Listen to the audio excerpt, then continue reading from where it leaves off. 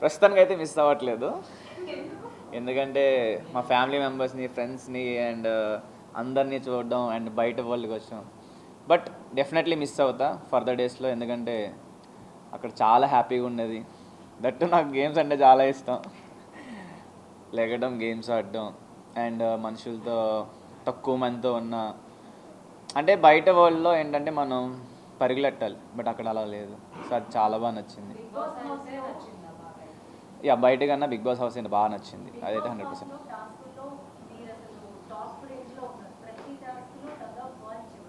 Yes.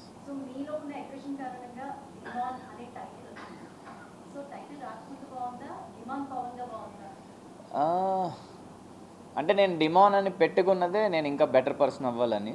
So అది వచ్చిన తర్వాతే ఐఎమ్ ఫీలింగ్ గుడ్.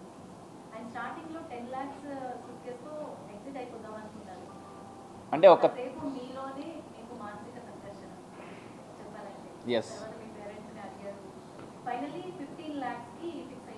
యా, వాళ్ళు చాలా హ్యాపీ ఫీల్ అయ్యారు. యా,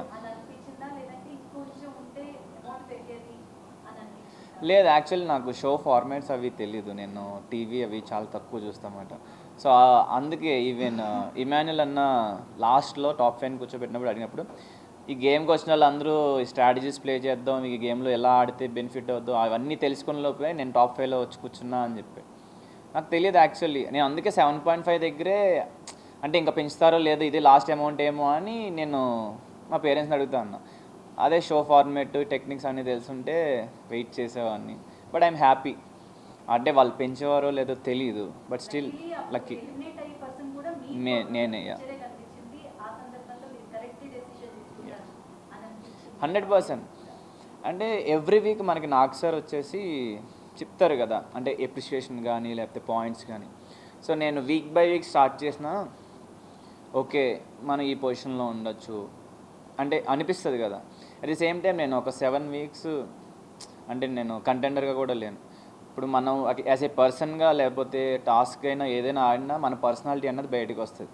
సో నేను 7 వీక్స్ కూర్చున్నప్పుడు జనాలకి ఎలా తెలుస్తాను నేను ఏంటో తెలీదు.